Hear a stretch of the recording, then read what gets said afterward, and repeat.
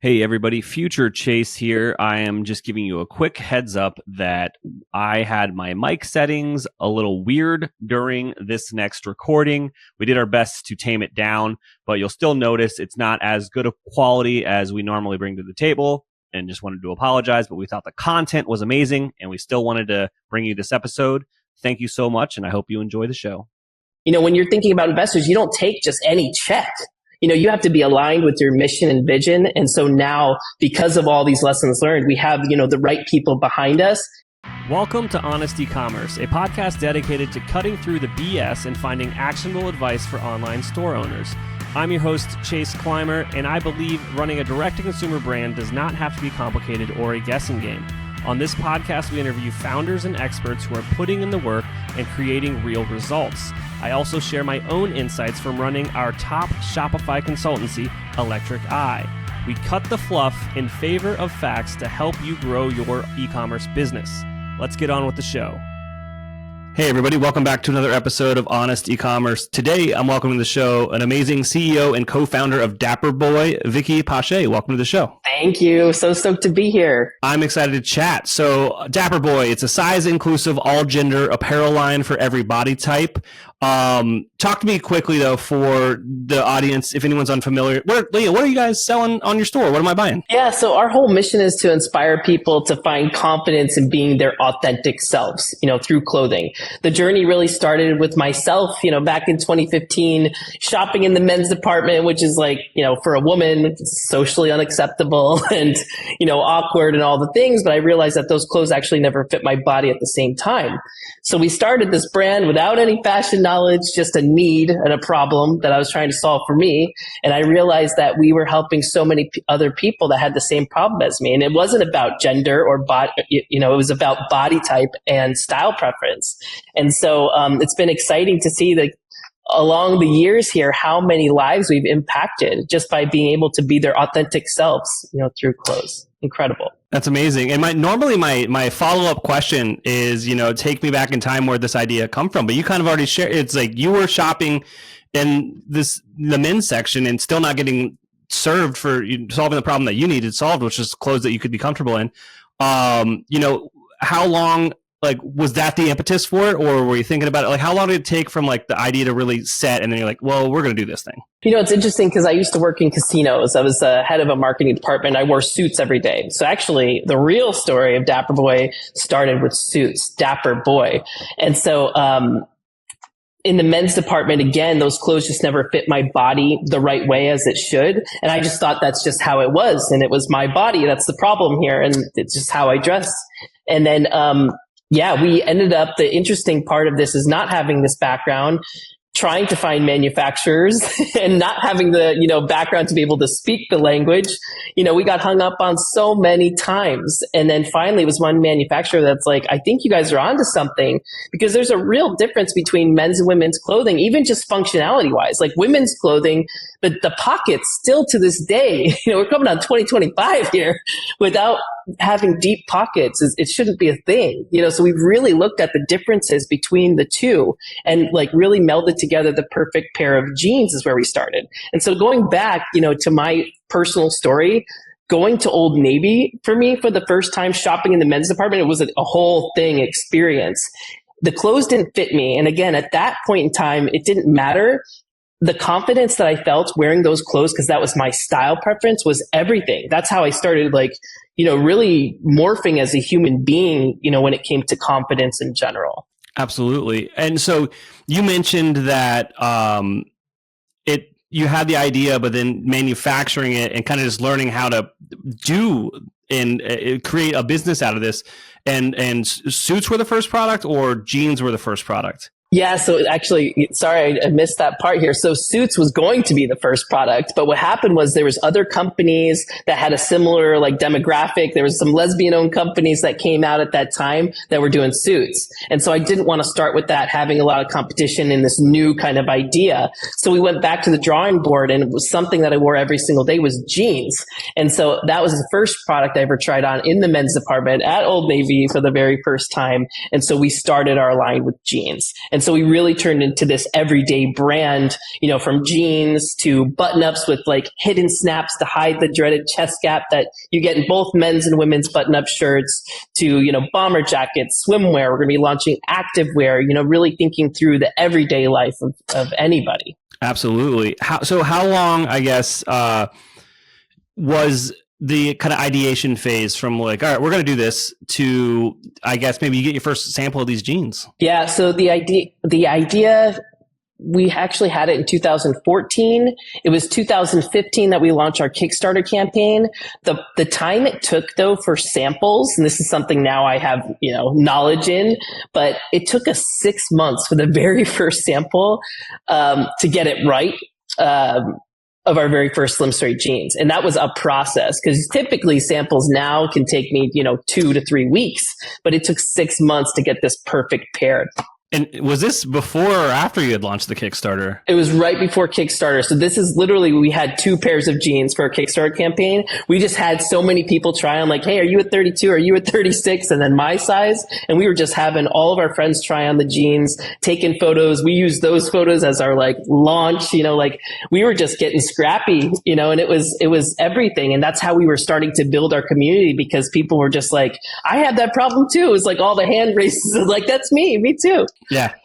And so, it sounds like the Kickstarter was a success. It was, yeah. So our goal back then, it was 18,000 for our first production. We raised, over 26 at that point in time, and we were excited and off to the races once that happened. But we learned quickly that you needed so much more capital, than that. Because once we sold through it, we were like, okay, now what? How do we go from here? Absolutely. So, Kickstarter campaign. And then you do your first production run. How long, are you building a website immediately after the Kickstarter? Like, what's happening then? Yeah, so we started building our Shopify store, and we had to think through. It was like 1 year later, we had sold out of the jeans, and were we going to run another Kickstarter campaign? We didn't have any other capital to keep going. We started our Shopify store, and at that point, we were like, okay, well, why don't we take a hybrid of this Kickstarter model and focus on pre-orders? So actually, what we did was we started our site. We still had just a very few pair of jeans left that we had up on the site. But we were also working on our button-up shirt at the same time. Again, solving that problem with the hidden snaps, accounting for curves, because the problem for me, and imagine this here. So when I wear a typical men's button-up shirt, I would, button it down to about my chest. And then I would leave out the rest like it was a style. But it really was because I could not fit it over my booty. Like I got hips.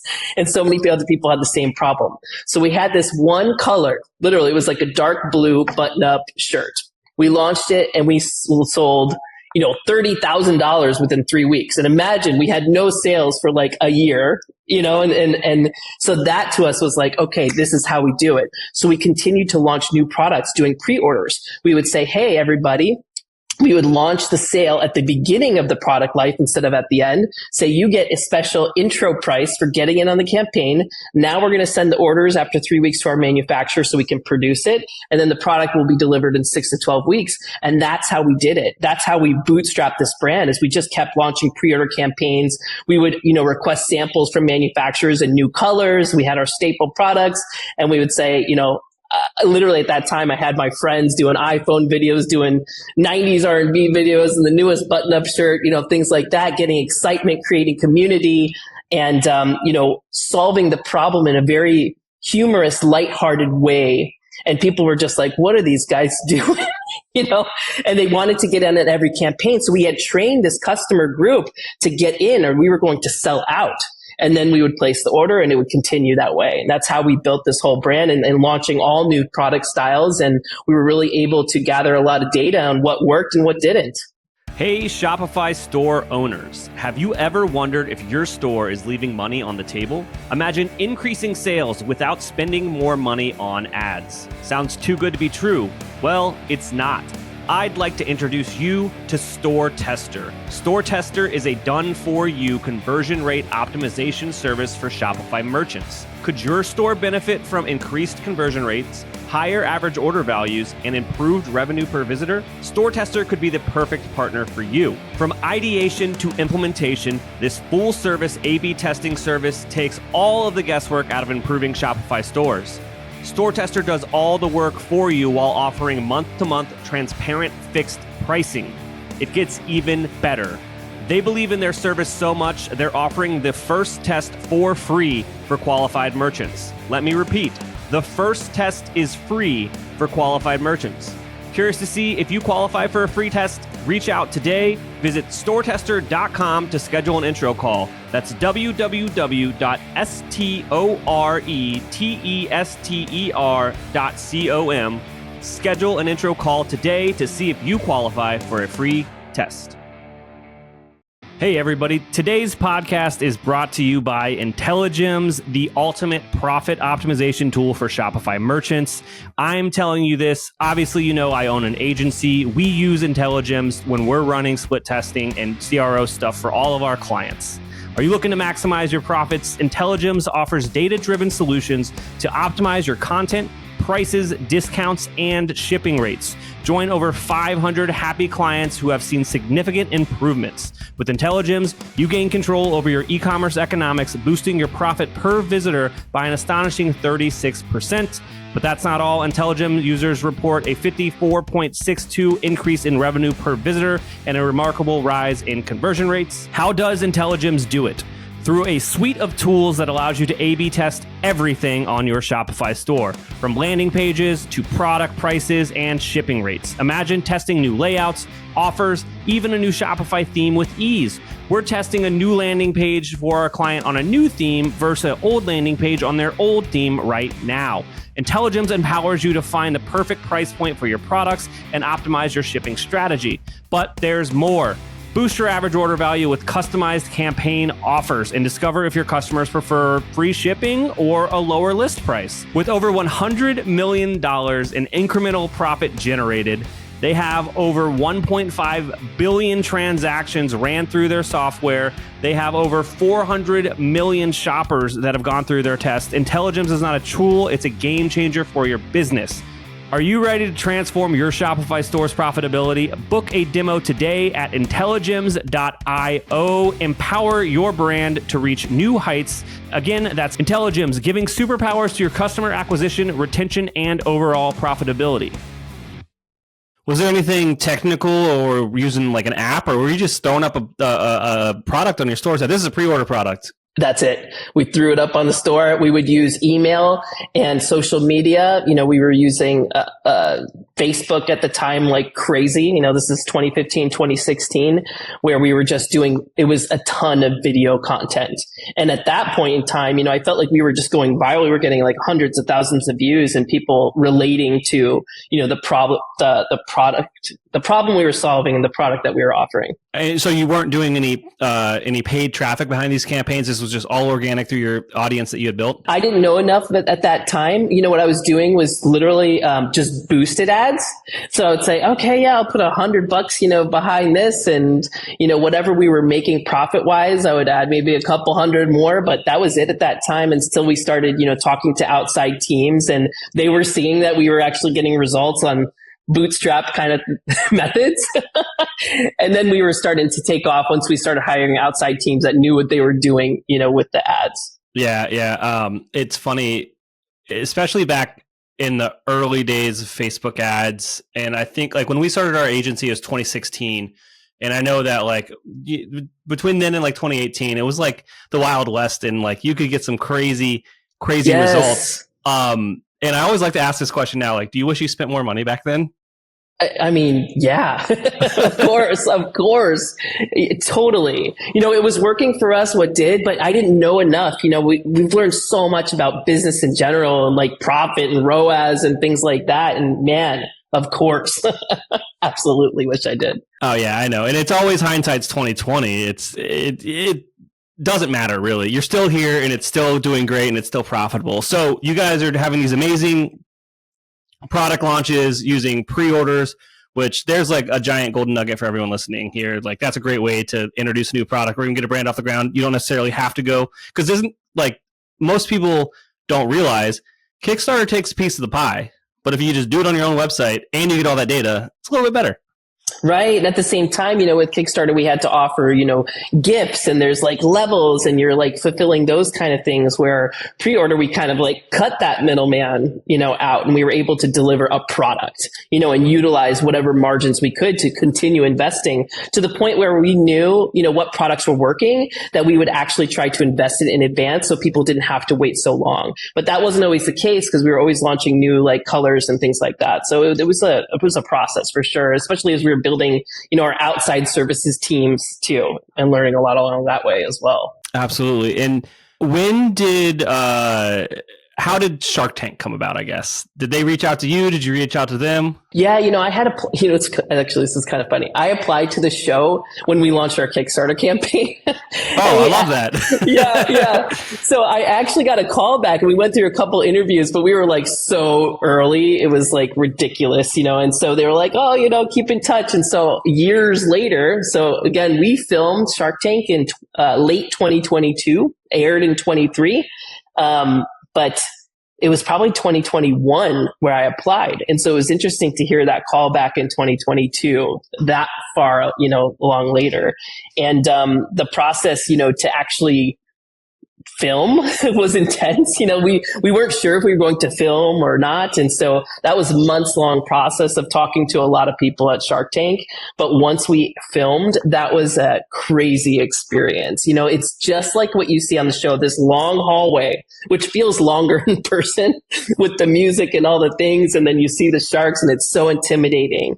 But, we actually had a long conversation with them. It was over an hour, it gets edited down to, 4 or 5 minutes, or, whatever our segment was there. But what an incredible process. And no, spoiler alert, we didn't get a shark. However, we had a ton of exposure, and mainstream exposure in particular, where we are an LGBTQ owned brand, but our whole thing and our purpose, we want to become the next Levi's of all gender fashion. It's with purpose, so that people don't feel like you have to shop in this, the queer section during Pride, during the month of June. Like, this is not about that. It's about bodies and style preference. And so to have that kind of exposure on a mainstream show, and for all those eyes to see it, was such a game changer. The messages we received were, amazing, incredible. Yeah, absolutely. And people oftentimes, when they're guests on this show, they don't see the Shark Tank bump, but I'm assuming that definitely helped out a little bit as far as sales go. Absolutely. Yeah. And we've maintained a lot of those customer relationships. I just looked at our repeat customer rate. It's gone up from 51%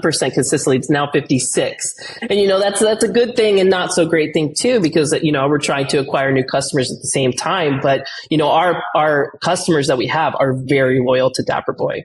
Absolutely. And what's funny, Vicky, is we're having this conversation, and I was like thinking about it. It's like, I have seen your Shark Tank episode before, and I didn't realize it until we started getting into this. And I remember a lot of the story, and I knew kind of where some of these questions are going to land.